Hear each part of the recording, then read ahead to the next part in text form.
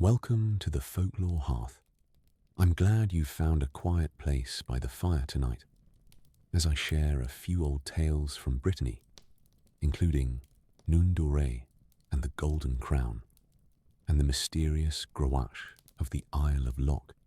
If you genuinely enjoy these gentle tellings, you're welcome to leave a like or subscribe, but only if it feels right for you. I also love seeing who's listening from where and what time it is for you, so feel free to share that in the comments. For now, perhaps dim the lights, let a fan murmur softly in the background, or settle beneath the covers. Let your breathing grow easy, and let the day grow distant. When you're ready, I'll begin with the tale of N'oun Doaré and the Golden Crown. There was once, in Brittany, where the land folds softly toward the sea, and the lanes run between banks of fern and stone, an old lord who rode home one autumn afternoon beneath a sky the colour of pewter. The rain had passed. Every leaf along the hedge held its own small light, and peat smoke rose in thin blue threads from the cottages tucked beneath their thatch. Where two roads crossed, beneath a granite cross worn shapeless by weather, the Lord saw a boy sitting on the bank. The boy was thin and dusty from travel. His clothes were plain, his hair wind-tossed, and his eyes had the calm, faraway look of someone who had been listening to the weather for a very long time. The old lord drew rein. "Who are you?" he asked. The boy looked up at him. "I don't know." "Where is your home?" "I don't know." "Who are your parents?" "I don't know." The Lord studied him from beneath the brim of his hat. He asked whether the boy was hungry, whether he had slept, whether he wished to come to the manor. To each question, the boy gave the same mild answer. "I don't know." The old lord, who had lived long enough to understand that some mysteries prefer patience, smiled a little. "Then that shall be your name for now. In Breton, N'oun Doaré, the one who does not know." He lifted the boy onto the horse in front of him and carried him home. At the manor, N'oun Doaré was given a place near the warm kitchen, a bowl of thick soup, brown bread, and a blanket smelling faintly of lavender and wool. He slept beside the great hearth, while rain tapped the shutters. In the morning, he was shown the stables, the orchard, the chapel, and the long gallery where old portraits gazed down through the dimness. In time, the Lord sent him to the town to be schooled, and he learned his letters well enough, and his numbers, and something of the world beyond the parish. But when the master asked him what he knew, he answered as he always had, and the answer was never impudent, only honest.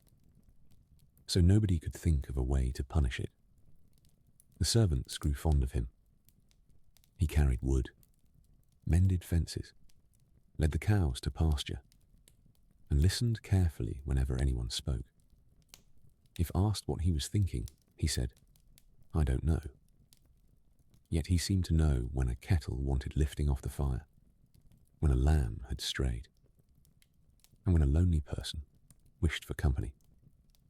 The years went over the manor without hurrying. The boy grew tall, his shoulders broadened, and his quiet face became thoughtful.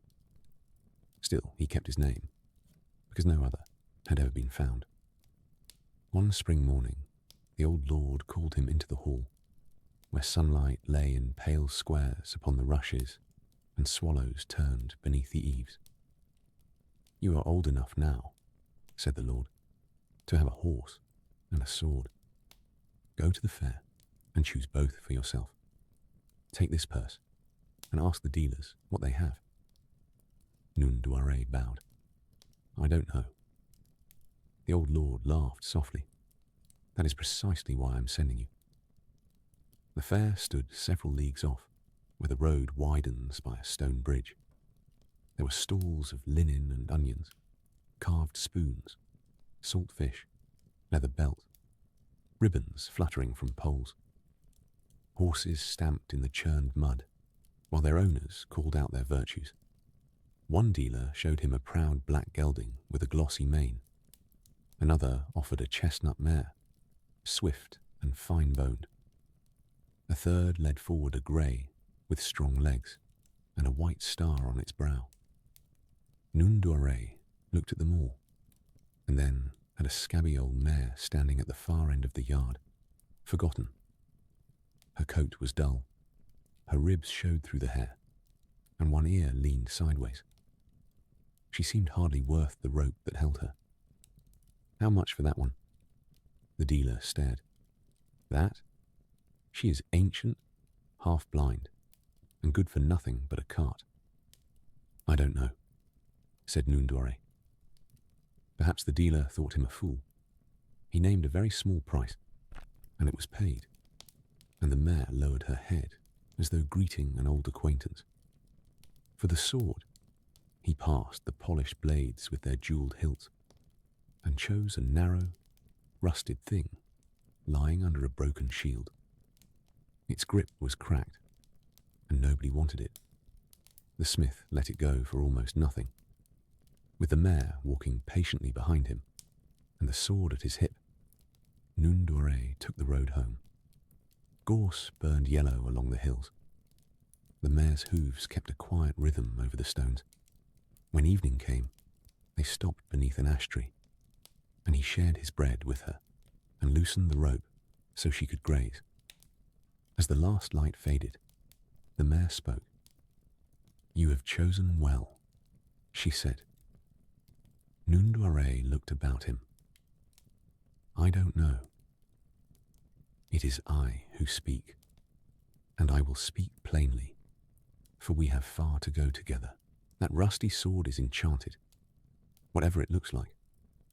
It will serve you when no ordinary blade can, and I am not what I seem either. Feel here, in my mane, close to the neck. There is a pin set among the hairs. Turn it, and name a place, and I will take you there faster than you can well imagine. Only be gentle with me, and I will keep the knowing for both of us." He found the pin with his fingers, small and cool, and left it where it was, and sat very still while the first stars came out above the branches. "One thing more," said the mare. "Tomorrow, on the road, you will find a golden crown lying in the grass. Leave it. It is not a gift, whatever it looks like. It will bring you trouble you cannot see the far side of. Walk past it, and say nothing to anyone." In the morning, beneath a bank of heath, N'oun Doaré saw something shining among the wet grass. It was a crown of gold, bright even under the overcast, its points fine and delicate, small stones glimmering within it like drops of dawn. He stood a long while, looking at it. It seemed to him a hard thing to leave a lost treasure lying in a ditch where any cartwheel might crush it. So he wrapped it in his cloak and put it in the saddlebag. The mare said nothing at all for a mile. "Now the road becomes longer," she said at last. "Well, we shall walk it." They travelled on, through villages where smoke curled from low chimneys, and women hung linen beside the doors. Along the way, N'oun Doaré lifted a small fish out of a drying pool and set it back in the river, and the fish put its head above the water and said that a kindness would be remembered. He freed a crow whose foot had caught in a snare, and the crow said the same. He shifted a fallen branch off a fox and untangled a hare from a noose, and thought no more about any of it. When the mare asked why he stopped so often, he answered as always, "I don't know." But the creatures remembered. At the manor, the hall was bright with candles, for a great king had come with his companions. and was sitting late at the fire, troubled. When N'oun Doaré came in from the stable, the crown slipped in the folds of his cloak and threw its light across the flagstones, and every candle seemed to lean toward it. The king rose. "Where did you get that crown?" "I don't know," said N'oun Doaré, and he wished, for the first time in his life, that he had known enough to leave a thing where it lay. The king's councillors gathered and told him what he had found her. The crown belonged to the Princess of the Golden Fleece, who lived beyond the sea in a castle ringed with water, and whom no messenger of theirs had ever come back from seeking. The king's mind was made up at once and would not be moved. The man who had her crown would fetch the lady herself, and he was not to come home without her. N'oun Doaré looked at the floor. "I don't know." From the doorway, the mare said softly, "Say yes." So he bowed. "I will go." They went out before dawn, and he turned the pin in her mane, and she carried him where no ship could have gone, over the grey water, with the spray unbroken beneath her hooves. Where the fog closed in, the crow flew before the mare and called the way through it. Where the reefs lay hidden, the fish went ahead beneath the surface, and the water showed a clear road. On the far shore, the hare found a path through the dunes, and the fox went before them, through the reeds to the castle's outer gate. The Princess of the Golden Fleece lived high in that castle, in a room above the sea. She wore a mantle, the colour of cream and wheat, and she had not forgotten her home. She had only learned to be patient and watched each morning for a sail. Nothing here was done by force. N'oun Doaré came up quietly, with the rusty sword opening what iron would not open, and held out the crown in both hands. "You have come for me," she said. "I don't know," he replied. The princess smiled, for she understood that his words were not emptiness, but a habit worn smooth by years of uncertainty. She took her crown and gathered her mantle and came away with him, and the mare bore them both across the water while the sun came up behind them. But the trouble the mare had foretold was not finished. When the king saw the princess, he announced that he would marry her himself, and the court began at once to hang the hall with garlands. The princess was courteous, and she was not hurried, and she had arts of her own. "Before any wedding," she said, "I must have my ring, which fell from my hand into the sea on the night I was carried away." The king sent boats and nets and found nothing. Then N'oun Doaré went down to the shore alone and spoke to the water, and the little fish came up with the ring bright in its mouth. "Before any wedding," said the princess, "I must have my father's castle brought over, for I will not be married in a strange house." That seemed the end of everything. But the mare only asked to be left alone on the cliff that night, and in the morning the castle stood on the headland above the bay, with the gulls already nesting in its chimneys, and the tide turning quietly below it. So the day came, and the hall was full, and the princess stood up in her own house, with her crown upon her head, and said that she would choose for herself, as was her right, and no crown of hers would be worn by anyone who had taken her by force. What she did then was done gently and quickly, and afterwards there was one seabird more above the bay, turning out over the water and away, and the throne was empty, and no one in that hall could find it in themselves to grieve. She turned and gave her hand to N'oun Doaré.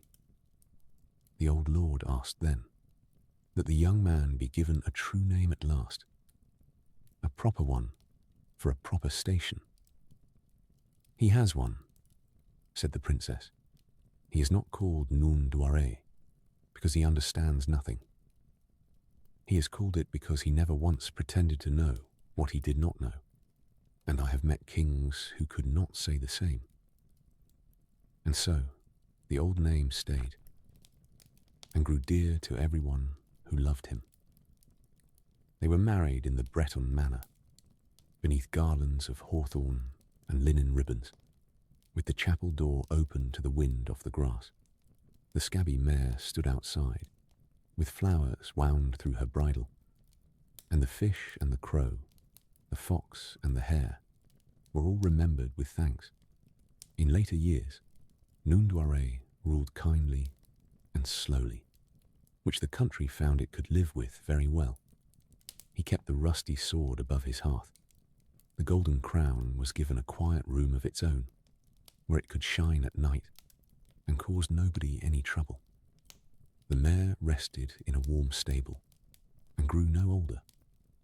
And now and then, when the house had fallen silent, she still spoke. People said the lord who found the boy at the crossroads had been fortunate. Others said the boy had been fortunate to find such a lord. Those who knew the tale best said only that good fortune had followed kindness, step by patient step along the old roads of Brittany. And when evening settled over the manor, when rain whispered against the thatch and peat smoke drifted through the rafters, N'oun Doaré would sit by the fire with the princess beside him. The crown glowed softly in its room. The mare breathed in her stall. Beyond the fields, the tide came in and went out again. Everything that had been lost had found its way home. And the house, warm beneath the quiet stars, rested until morning, and gently, like turning the page of a well-loved book, our next story begins. There was once in Brittany, where the land lies folded between green fields and the long grey breathing of the sea, a young man named Houarn. He had no father and no mother, and he worked for his bread at a farm near Lanalis. Beside him, in that same house, worked Bella Postic, who had also been left alone in the world early. They had been children together, and they had grown up together, and it seemed to everyone who watched them carry water or turn the hay that they would one day be married. The parish where they lived lay near a lake whose water was dark and still in the evenings. Peat smoke drifted from the chimneys, blue as the first hour before dawn. Wool cloaks hung near the hearths to dry, and the smell of bread and salt fish lingered in the cottages when night came. Houarn and Bella loved one another in the quiet way of people who have shared many ordinary days. They knew the sound of each other's footsteps. They knew how the other liked the fire laid, and which path through the heather stayed driest after rain. But they were servants and poor, and between them they owned nothing but the clothes they stood in, and a little pile of coins that never grew. One evening, while the last light rested on the roofs, Houarn spoke of leaving. He had heard men talk of distant places, of islands, of wealthy halls, of fortunes waiting for anyone willing to row past the shores he knew. Perhaps, he thought, he might come back with enough to buy a cow, and then a field, and then a house with a door of their own. Bella listened beside the hearth with her hands in her lap, and the red glow of the peat on her face.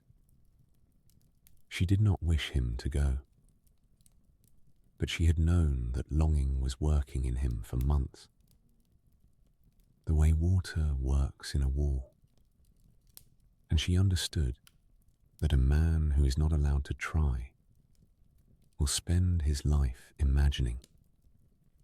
So she went to her chest and brought out 3 small things her mother had left her.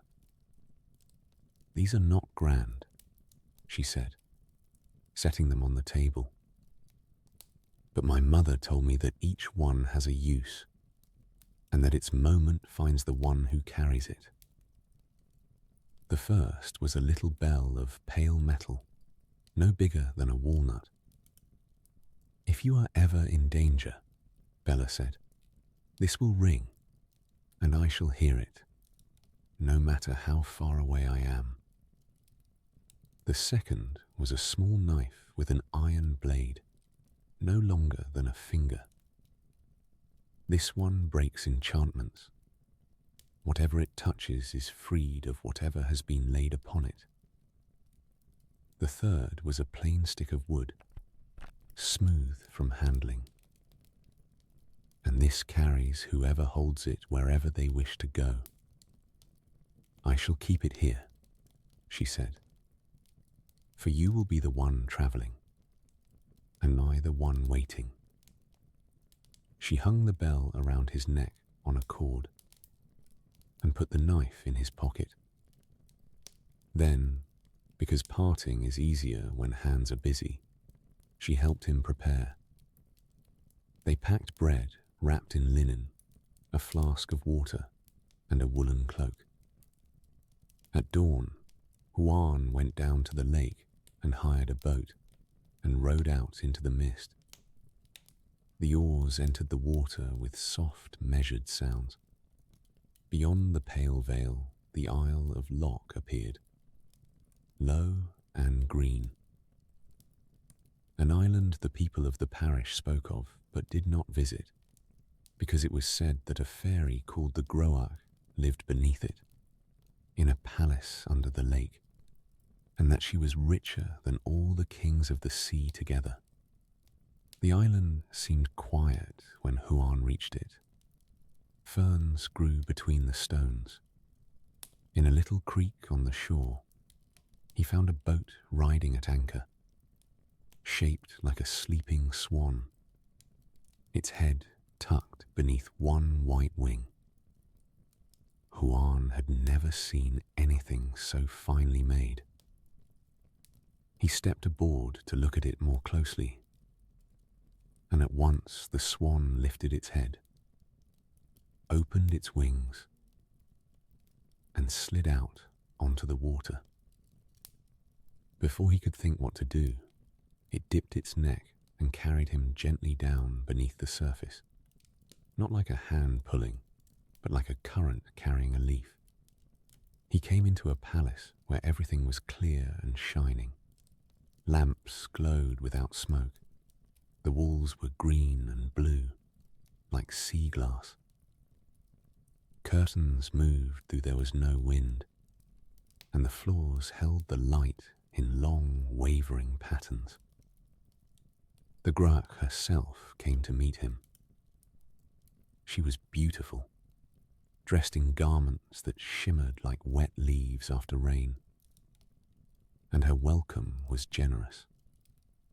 She sat him down, called him her dear guest, and asked what a young man of Lanalis could want that she could not give him.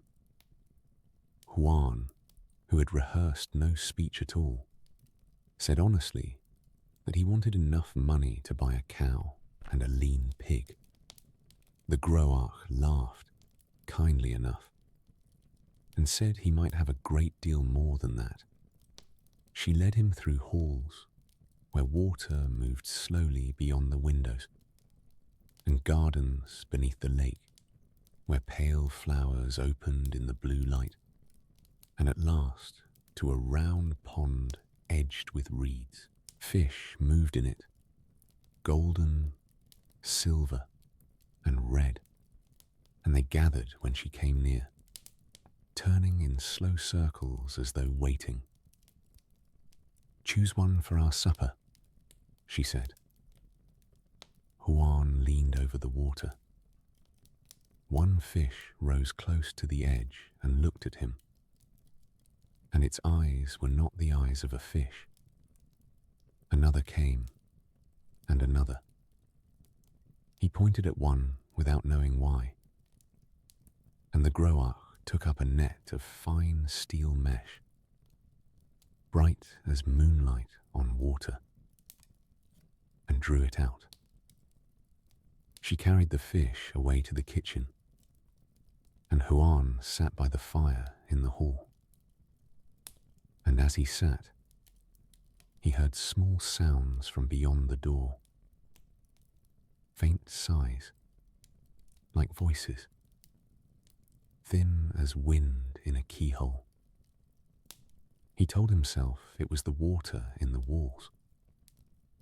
Supper was set before him on silver. The Groac'h poured him wine and spoke of the wedding they might have, and the wealth that would be his, and how she had waited a long while for a young man of exactly his sort.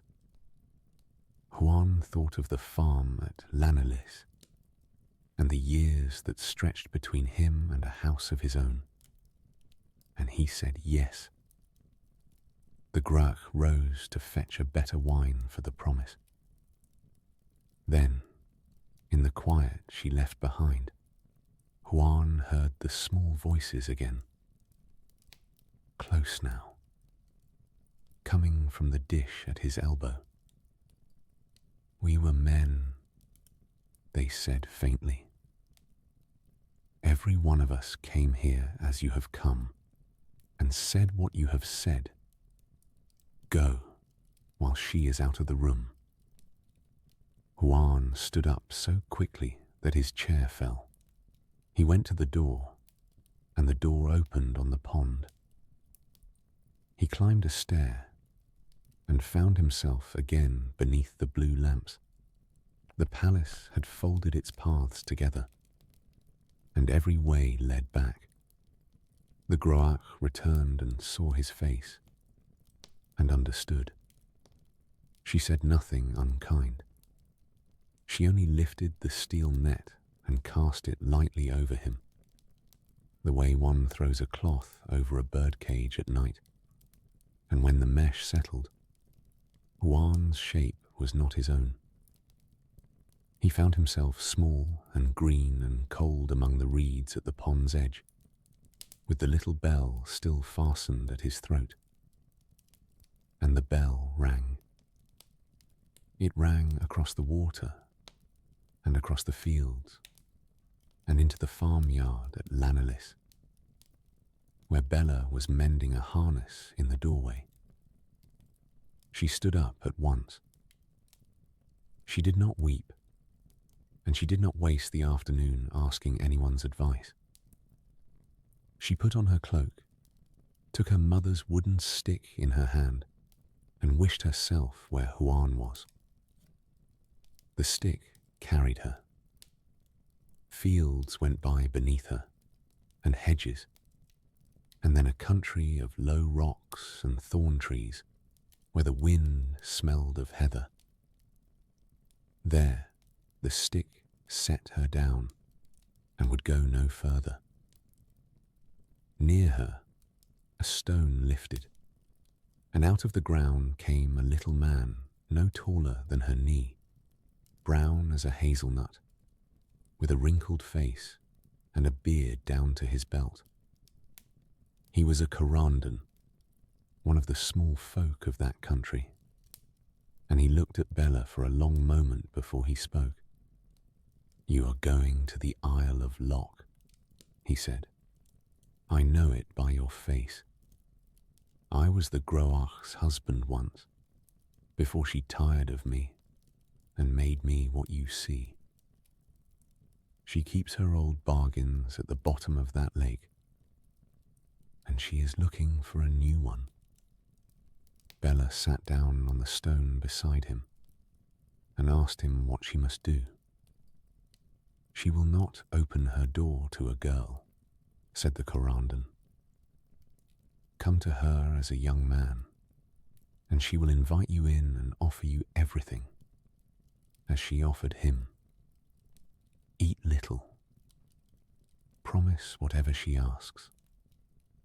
And when the time comes, ask her to let you catch a fish yourself with the steel net. She is proud of that net. And vanity has never yet refused a compliment. When it is in your hands, throw it over her and say, 'Become in body what you are in heart.' Say it once, clearly, and it will be finished. After that, the well at the foot of the palace stair will hold what remains, and a stone will close it."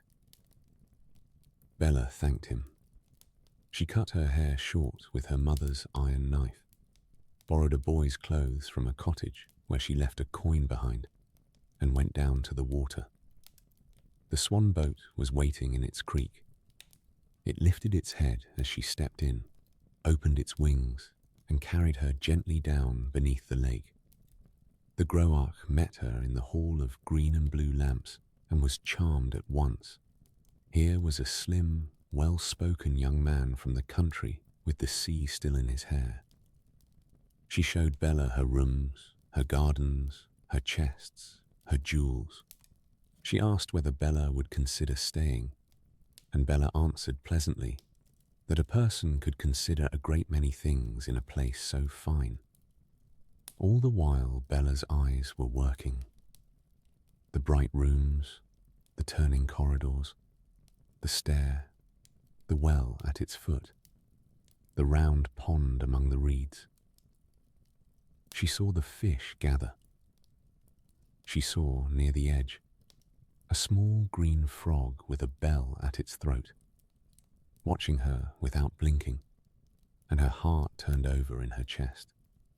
She did not let her face change.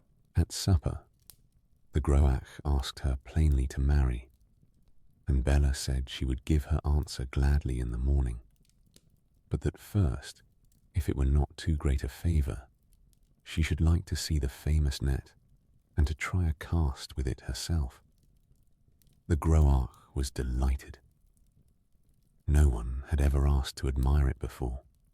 She fetched it and laid the fine steel mesh across Bella's hands and led her out to the pond, where the lamps shone on the water and the reeds made soft shadows. Bella stepped to the rim and turned, and spread the net wide, and cast it over the Groac'h. "Become in body what you are in heart," she said. The mesh closed.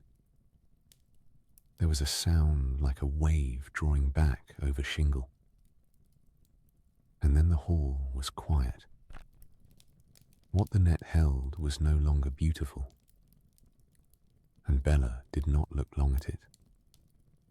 She carried the net down to the foot of the stair and let it down into the deep well there, and rolled the stone over the mouth of it. And from that day, the Groac'h of the Isle of Lok troubled no one who came to her island. Then Bella went back to the pond and knelt on the wet stones and took out her mother's little knife. She touched the small green frog first. The spell loosened like frost under morning sun, and Houarn rose up out of the reeds, himself again, wet to the knees and blinking, with the bell still at his throat. He could not say anything at all for a while. He only held her hands and looked at her cropped hair and laughed, and stopped laughing and laughed again. After that they went along the edge of the pond together, and Bella touched each fish in turn with the blade, and one by one they came out of the water as men, bewildered, pale in the gentle light, unharmed. Some had been under the lake for a year, and some, by their clothes, a great deal longer. Among them came the little Corrandan's wife, freed too. And when the two of them stood together on the stones, they were small brown people no longer, but a man and a woman of ordinary height, holding on to one another as though they had been given back something they had stopped hoping for. The men told Bella and Houarn what was in the palace. Chests of coins, jewels from distant shores, fine cloth, silver vessels, and things whose makers had been forgotten for centuries. Bella did not want to keep it. Houarn, who had come across the lake for exactly this and had learned what it cost, wanted it even less. So they divided the treasure among the men who had been fish, and each took enough to go home with. To mend a roof, to buy a field, to walk in at a door where someone had been waiting a long time. The Corrandan and his wife took their share and went back to their own country. And afterward there were people in that parish who swore the small folk were kinder there than anywhere else in Brittany. The palace was left behind. Its rooms grew dim beneath the lake, and the water closed quietly over the doorway. The swan boat carried them up for the last time, and then swam away by itself into the mist, and no one saw it again. By the time they reached the village, evening had come. Smoke rose from the chimneys, and the first lamps shone behind small windows. The people of L'Analyse came down to the shore and stood about in the damp grass, listening while Houarn told it. And Bella showed the three little things from her mother. The bell, worn bright at the lip. The knife, with a faint new mark on the blade. The wooden stick, which had gone back to being an ordinary stick, and never carried anyone anywhere again. In time, the two of them were married. The wedding was not a noisy affair, but a warm and plentiful one. Bread baked all morning, woolen cloth hung along the walls, peat burning steadily in the hearths.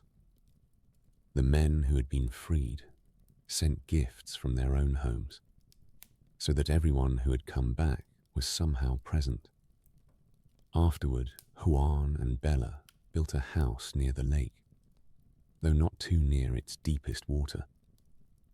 They kept a garden and mended nets and gave shelter to travellers who needed it. On rainy evenings, when the lake disappeared beneath the mist, they sometimes spoke of the palace under it, not with longing, but the way you speak of weather you came through. They remembered the shining halls and the pond among the reeds, and how patiently a beautiful promise can wait for someone in a hurry. Then they turned back toward their own hearth, where the fire glowed red, and the kettle murmured, and the walls held the familiar warmth of home. And the Isle of Lok stayed where it had always been, green beneath the changing sky. Reeds whispered along its shores. Rain fell softly on the water. Below the surface, no lamps shone now. No net hung waiting. And the well at the foot of the stair kept its stone.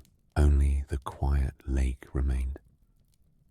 breathing beneath the moon, while in the village, Bella and Houarn slept safely under their woolen blankets, with the gentle sound of rain upon the thatch.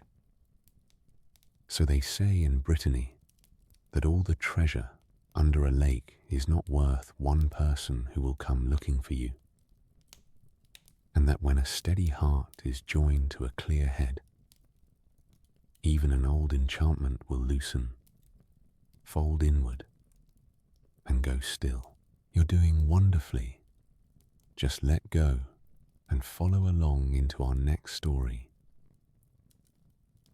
There was once, in a quiet kingdom of Brittany, a king who fell ill in a way no physician could name.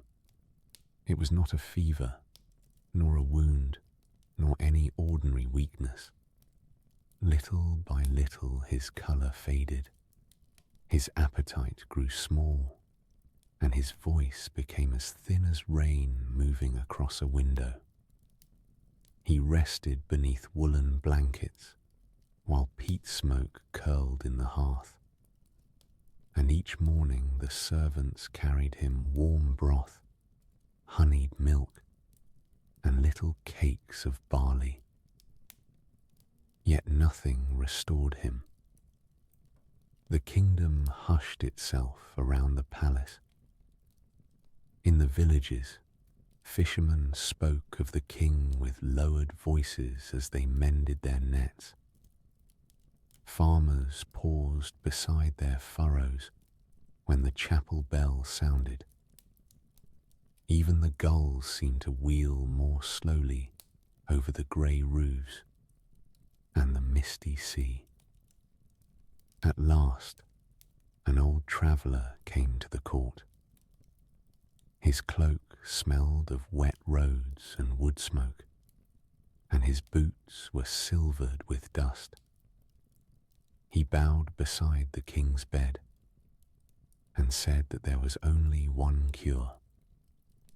Far away, in a country beyond forests and rivers, lived the Dreadaine Bird. Its song was so clear that sorrow itself could loosen when it heard. If the bird sang beside the king would recover. The king had 3 sons. The eldest was proud and handsome. The second was clever and confident, and the youngest was patient and often overlooked. Each son wished to go in search of the bird. Their father blessed them, and the court prepared 3 horses, 3 travelling cloaks, and provisions wrapped in linen. On a morning of silver cloud, the brothers rode away. The palace roofs disappeared behind them, and the road carried them through villages where smoke rose straight from the chimneys, through fields bright with buttercups, and onward beneath beech trees whose leaves whispered overhead. Their horses walked steadily, and the bells on the harness made a small, comforting sound. By evening they reached a broad inn with whitewashed walls and a sign swinging above the door. Light shone warmly through the windows. Inside, a fire burned on the hearth, and the innkeeper brought them stew, brown bread, cider, and beds covered with thick quilts. The eldest brother said, "Surely the Dreadaine Bird cannot be far enough away to require more than this. We have travelled well today." The second brother agreed. "Tomorrow will be soon enough for the rest." The youngest listened, but he did not argue. He ate his supper and looked through the window at the dark road beyond the inn. Rain had begun to fall, stippling the glass. Somewhere out there, he thought, the bird was waiting, and their father was waiting too. In the morning, the elder brothers decided to remain at the inn.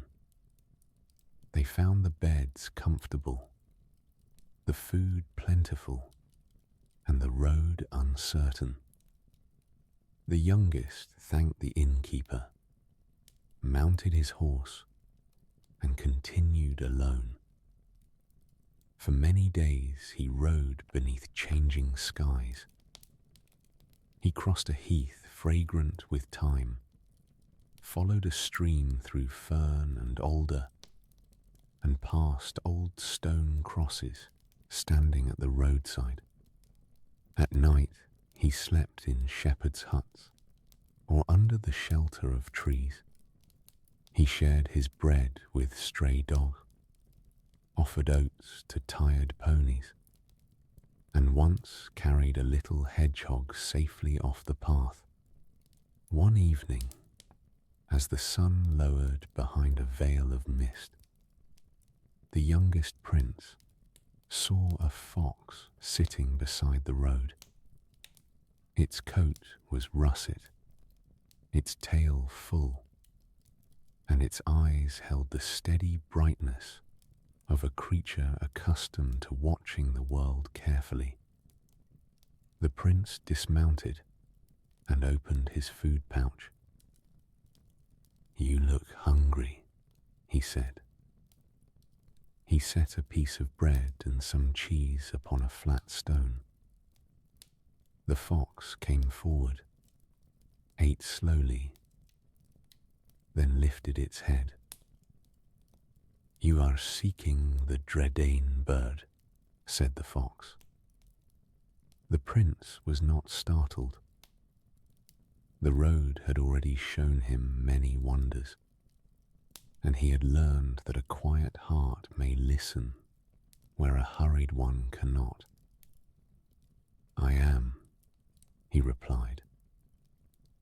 "My father is ill, and the bird's song is said to be his only cure." "Then you must follow my advice exactly," said the fox. "Do not turn aside for comfort, or praise, or beauty. Ahead lies the palace of Princess Marcassa. At its gate you will see two roads. One leads to a bright house full of music and welcome. The other will seem narrow and dark. Take the dark road. At its end you will find a small house. Enter without fear. Inside are 3 rooms.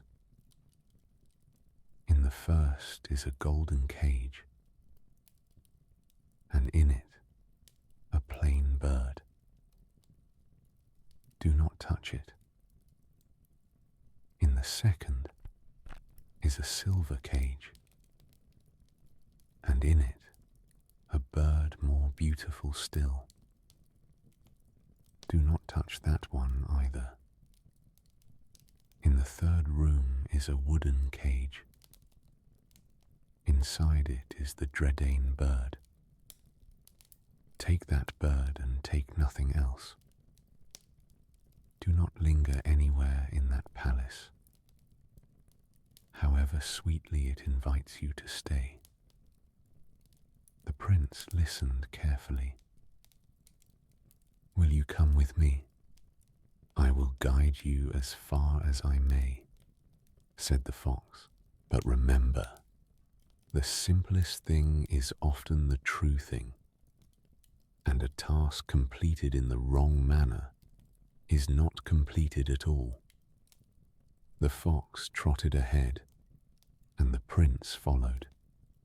They travelled through the night beneath a pale moon. The grass shone with dew, and the road was quiet except for the horses' hoofs and the occasional stirring of leaves.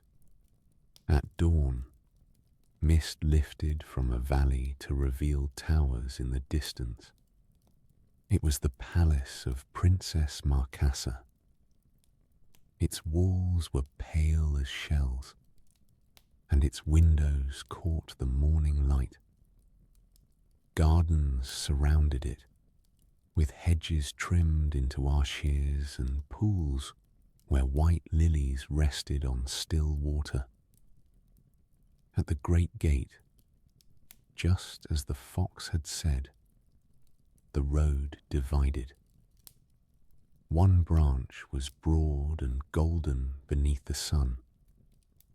Music drifted from a pleasant house at its end, and servants stood ready with wine and warm food. The other branch was narrow, shaded by thorn and hazel, and seemed to lead toward a dark little dwelling at the edge of the grounds. The prince felt weariness tug at his limbs. His horse lowered its head, yet he remembered his father's pale face and the fox's careful words, and he chose the narrow road. A strange peace lay over that whole household. The gatekeeper slept upright against the wall. The gardeners slept among their baskets, and even the doves on the roof had tucked their heads beneath their wings. Nothing woke as he passed. At the end of the narrow road stood the small house, its shutters closed. The door opened when he touched it. Inside, the air smelled of cedar, dust, and old candle wax. A stairway led downward, and at the foot of the stairs were 3 rooms. In the first room hung a golden cage. The bird within had feathers like polished amber, and a crest that glimmered whenever it moved. The prince admired it and did not reach out. In the second stood a silver cage. Its bird was blue and white, with a long shining tail, a piece of winter sky. Again the prince paused, remembered the fox, and went on. The third room was plain. A wooden cage rested on a table. Within it sat a small bird with brown wings, a warm russet breast, and bright, thoughtful eyes. Nothing about it seemed grand. Yet when the prince came near, it tilted its head, and a single note sounded in the stillness. The note was not loud. It was like water finding its way over stones, or someone humming in another room. The prince opened the cage, lifted the bird gently, and turned to go. But on the stair he heard the fox's warning in his memory, and, for the first and only time, set it aside. A door stood open above him, and through it he saw a chamber hung with pale linen, and Princess Marcassa asleep there, with one hand open upon the coverlet. He did not wake her. He stood a moment in the doorway, the way a traveller stands at the edge of a field of ripe wheat, simply glad the world contains such a thing. Then, because he could not bear to take from her house without leaving something behind, He drew the ring from his own finger and set it in her open hand. He wrote his name and his father's kingdom on a leaf of paper, folded it beneath the ring, and went out through the sleeping gardens. Outside, the fox was waiting, and its eyes were reproachful. "You lingered," it said. "I did," said the prince. "I left more than I took." The fox was quiet for a while. "Then we shall see what comes of it," it said at last. "Not every disobedience ends badly. But now, we must go quickly." They travelled back along the road. The prince kept the bird warm beneath his cloak, and the fox walked beside the horse. At the first inn, the two elder brothers were still there. They had heard of their brother's success from travellers, and they came out to greet him with open arms. When they saw the wooden cage, envy stirred in them.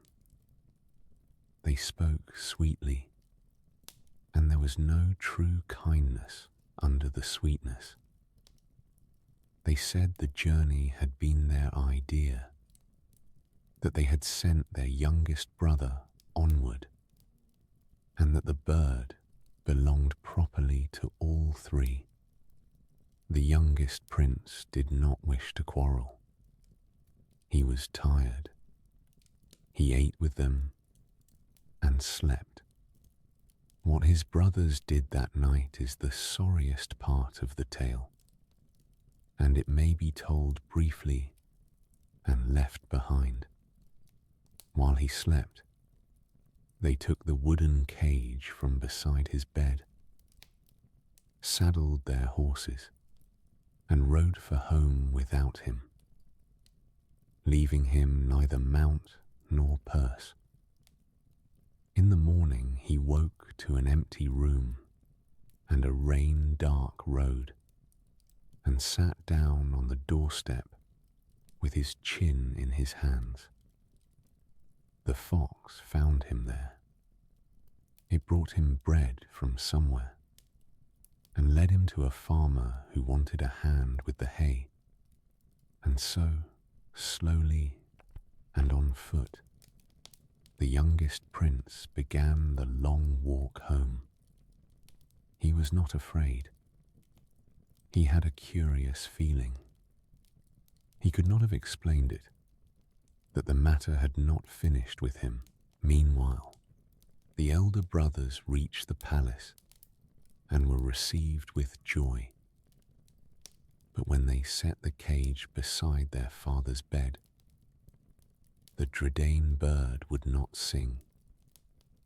They lifted the cage, praised the bird, called for musicians and for silence by turns. It sat with its head low and made no sound at all, and the king lay waiting, no better than before.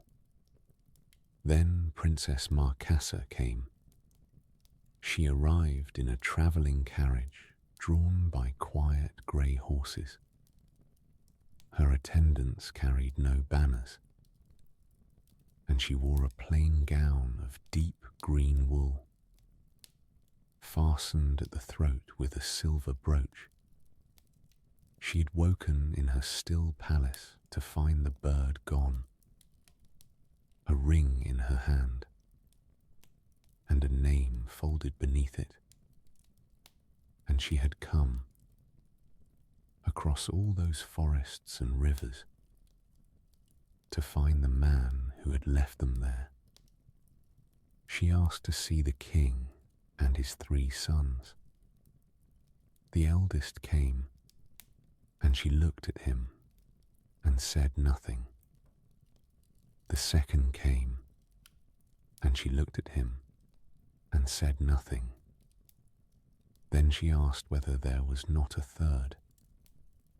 They found him on the road below the town, dusty from walking, with a russet fox trotting at his heel. When he came into the chamber, the Dreadaine Bird stirred beneath its cloth. He stepped forward and uncovered the cage, and at once the bird began to sing. Its song filled the room without disturbing the stillness.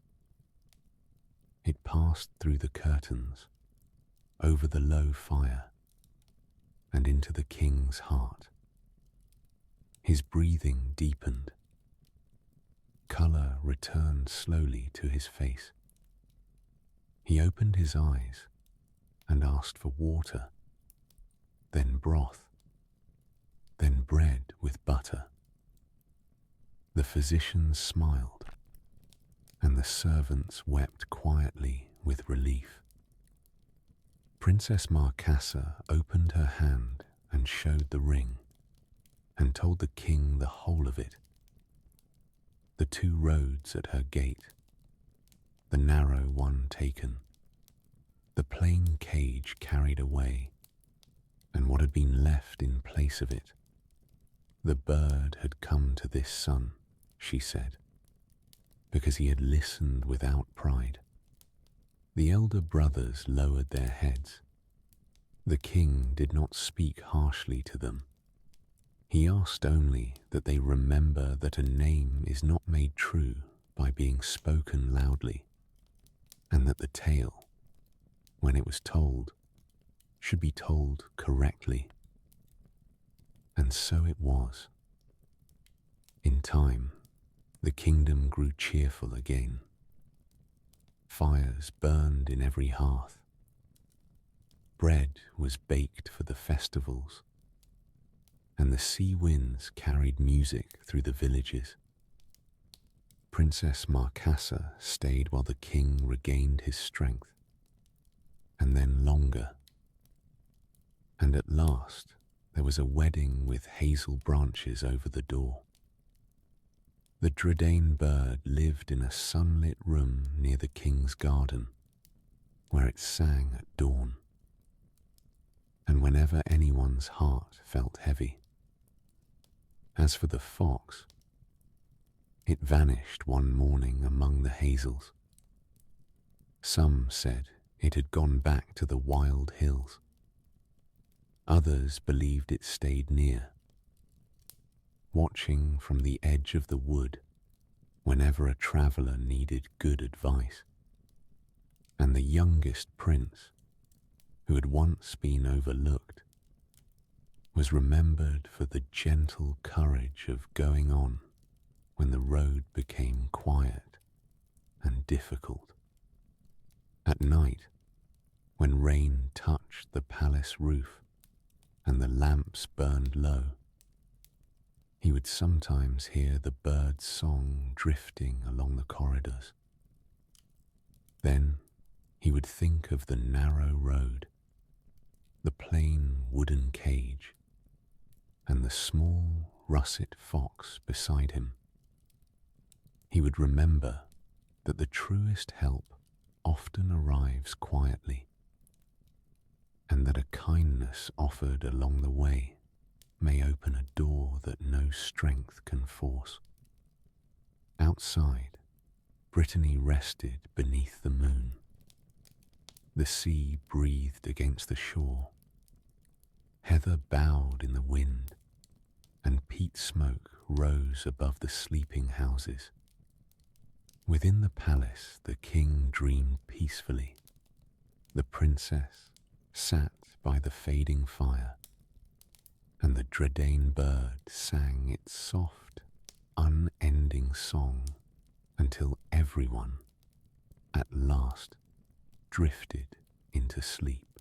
Let your breathing slow and allow yourself to follow where this next story leads. There was once in Brittany, where the land folds softly toward the sea, and the rain silvers the roofs of little farms. A boy named Peronnik. He had no father or mother, no room that belonged to him, and no clothes but the ones he stood in. His coat was patched at the elbows. His breeches were faded by weather, and his wooden shoes had been mended so many times that they seemed made as much of string and kindness as of wood. Everyone who met him agreed that he was a fool. He could not count past his fingers. He could not say what village he came from. When people asked him questions, he answered with whatever was in front of him: the colour of a hen, the smell of the soup, and they laughed and gave him bread and forgot him. Peronnik did not mind being called a fool. He had noticed in a quiet way of his own that nobody guards anything very carefully from a fool. So he went from farm to farm with a little sack, greeting the dogs and the geese and the people with the same mild smile. Sometimes a farmer gave him a bowl of soup. Sometimes an old woman set a heel of bread beside the hearth. Sometimes he received only a word, and even then he thanked the giver and went on. On damp evenings he liked to sit beneath a porch and listen to the rain tapping the thatch, watching the peat fire glow red, imagining that every ember held a small country of its own. One autumn day, he came to a farm where the mistress had just filled a great bowl of porridge for him. He was eating slowly, as a person eats who does not know when he will eat again, when a horseman came into the yard. The rider wore armour that had been polished and polished until it had grown thin. He asked, courteously, for the road to the castle of Groac'h. The farmer set down his cup. Groac'h belonged to the sorcerer Groac'h, he said. And in that castle lay two things every knight in Brittany had dreamed of. The first was a golden basin. Whoever drank from it was healed of every hurt of body and of heart. The second was a diamond lance, bright as frozen moonlight, whose touch broke any weapon and any spell. Many had ridden out to find them. None had come back. Then tell me the road, said the knight, and I will take my chance with it. The farmer told him, unwillingly, the way it had come down from the old people. First a wood full of turnings, where an apple tree grows, and no one passes who has not plucked an apple from it. And a dwarf keeps that tree with a fiery dart in his hand. Beyond it, the flower that laughs, which must also be gathered, though a lion lies beside it, whose mane moves in a way that manes should not. Then a dark lake where small dragons live. Then a ravine kept by a shadowed man with one eye, and an iron ball that never misses its throw. Then a valley of every pleasure, where travellers lie down and forget the reason they set out. And last, a river with no bridge, where a lady waits in a boat and asks you kindly to step in. 6, said the knight. 6 before the gate, said the farmer, and Rogier behind it. The knight thanked him, mounted, and rode away toward the wood. Peronnik went on eating his porridge and said nothing at all. But he had heard every word, and he turned them over that night in the barn, the way a child turns over pebbles, until he knew them by heart. Before dawn, he rose, tucked a piece of bread into his sack, and set out. The grass was wet around his shoes. Mist lay in the hollows and rooks called from the bare branches.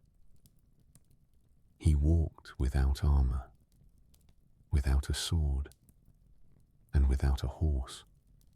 He carried his staff, his little sack, and the cheerful patience that had carried him through many hungry days. Along the way, a great black mare came down the road toward him, with a colt trotting loose behind her, and on the mare's back sat a man so tall that his shadow crossed the whole width of the path. Peronnik stood aside, pulled off his cap, and grinned like a boy who has never had a thought in his life. The sorcerer of Kerglas looked at the patched coat and the wooden shoes, found nothing there worth his attention, and rode on. It was the first time that day that being a fool was useful to Peronnik. It was not the last. By noon, he came to the apple tree, its branches bent low with red fruit, each apple shining with dew, and beneath it sat a dwarf no higher than a milk churn, with a dart in his fist that glowed like a coal. Peronnik did not reach for an apple. He sat down a little way off, sighed, and began to complain about the roads, about the rain, about how hard it was for a poor lad to find a place as a servant, and how nobody would hire a boy who could not count. He complained so long and so idly that the dwarf's arm grew tired of being ready. When at last the dwarf turned his head to see what bird was making such a noise in the hedge, Peronnik reached up, took one apple, and put it in his sack. Then he wished the dwarf a good afternoon, and wandered on, still complaining, until the tree was out of sight behind him. Farther along, in a clearing, grew the flower that laughs. It stood alone, petals the colour of morning, a golden centre that seemed to smile, and it was laughing, light, silvery laughter that rose and rose until the stones shook and birds fled the bushes. Beside it lay the lion, its head on its paws, its mane stirring softly, though there was no wind. The lion opened one golden eye. "Good day," said Peronnik. "I am Rogiar's new servant boy. He has sent me for this flower, and I would be glad to be finished, for I have not eaten since morning." He said it exactly as a dull, tired boy would say it, with no cleverness anywhere in his face. And because no one sends a fool on an errand that matters, the lion believed him.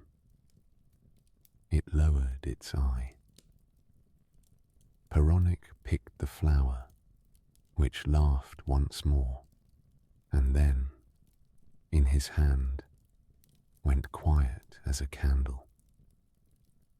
He carried it away in his sack beside the apple. Near evening he reached the lake. It was black and still, and along its shore lay dragons no larger than lizards, drowsing in heaps, twitching in their sleep. Peronnik broke the bread he had left into crumbs and scattered them along the bank behind him.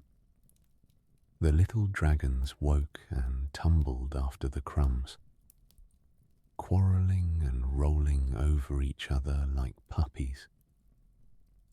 And while they were busy, he walked the shore path unhurried and came out on the far side with dry shoes. At the head of the ravine beyond, the shadowed man was waiting, the iron ball turning slowly in his hand. He had one eye, and it did not blink. "Who sent you?" he said. Peronnik held up the apple in one hand and the flower in the other. "The one who keeps the tree. Let me have this," he said. "And the one who keeps the flower, let me have this. I am only carrying them where I was told." The ball stopped turning. What a man is set to guard, he guards. And here was a boy who had already been let through by everything that stood before him. The shadowed man stepped out of the way, and Peronnik went down into the ravine and did not look back, and did not run, because a fool would not have thought to run. Then came the valley. It was full of flowers, bluebells, white stars, yellow cups, roses pale as dawn, and the air was warm there, though autumn had already touched the hills. Music floated among the blossoms. Cushions of moss lay ready for a tired traveller. Peronnik's feet grew heavy. He thought he might rest a little while, only a little while. A voice gentle as a lullaby told him there was no need to hurry, that the castle would keep, that the road could wait until tomorrow. He sat down beneath a flowering tree, and its leaves moved above him, and he very nearly forgot. But his hand, resting on his sack, touched the apple through the cloth.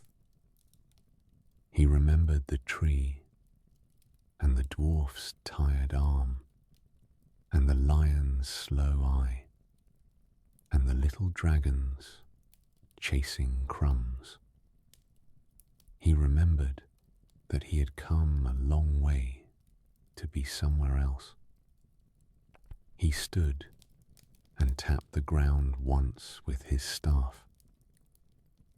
"Rest is good," he said, "but a rest is not the same as arriving."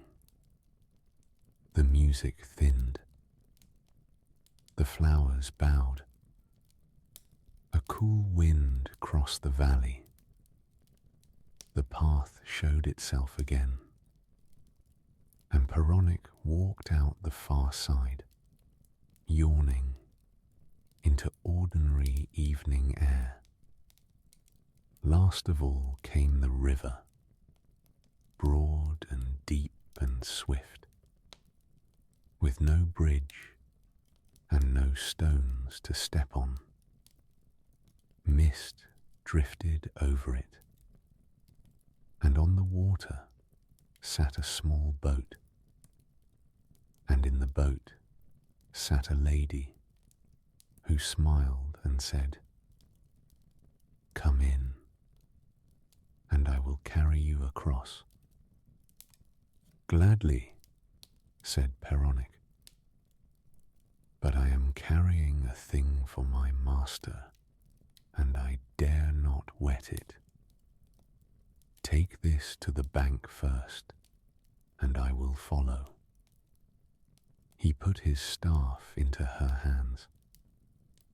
She turned to lay it down, as anyone would, and while her back was to him, Peronnik stepped in at the stern, and the boat, having been told to cross, crossed. On the far shore he thanked her very politely, took his staff and left her sitting in the mist with her invitation still unused. At last, under a sky washed clean by rain, he saw Kerglas. Its towers rose above dark trees, pale stone touched by moonlight.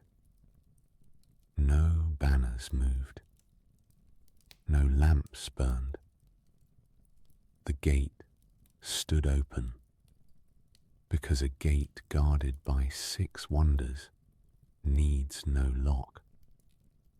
Peronnik walked in through the silent courtyard, past the trickle of a fountain, down corridors hung with faded cloth, and came at the end to a chamber lit by a single blue flame.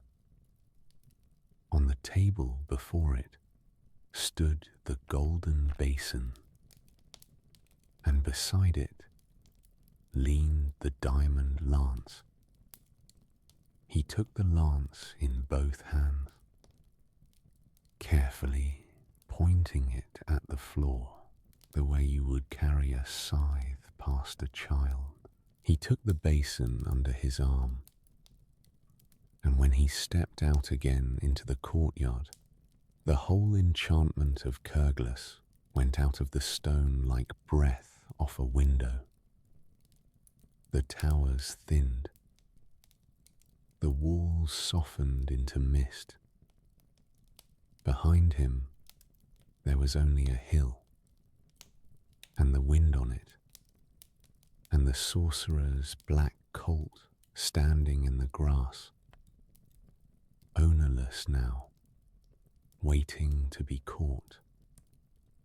Peronnik caught it, climbed on, and rode away in the dark. He came to Nantes and found the city shut and ringed with an army, its people thin behind the walls. It did not take long. The lance touched the great engines of the siege, and they fell apart like a fence in a flood.